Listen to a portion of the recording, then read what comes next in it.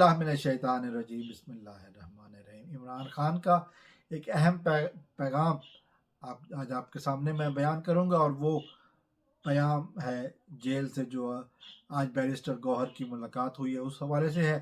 اور اگر آپ نے ابھی تک میرا چینل سبسکرائب نہیں کیا تو آپ سے التماس ہے کہ میرا چینل سبسکرائب کر لیں، اور اگر آپ فیس بک پر دیکھ رہے ہیں تو میرے پیج کو لائک کر لیں۔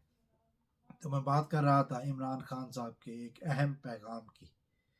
جیسا کہ ہم جانتے ہیں، نسلی دشمن ہو تو اچھا ہوتا ہے، چھپ کر وار کرنے والا بے غیرت ہو تو ایسے ہوتا ہے جیسے نام کے ساتھ قاضی لکھ دینے سے آپ قاضی نہیں بن جاتے، انصاف بھی کرنا پڑتا ہے۔ لیکن اس قاضی فائد عیسیٰ نے ثابت کیا کہ وہ قاضی نہیں ہے بلکہ 2 نمبر مال ہے۔ تو عمران خان سے آج ملاقات ہوئی پی ٹی آئی کے چیئرمین بیرسٹر گوہر صاحب کی۔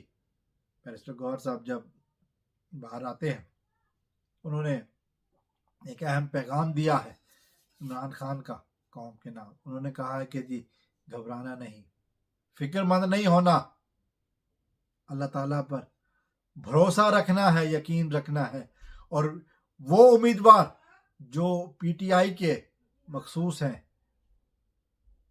نشان نہیں ملا تو کیا ہوا، لیکن ان امیدواروں کو کامیاب بنانا ہے۔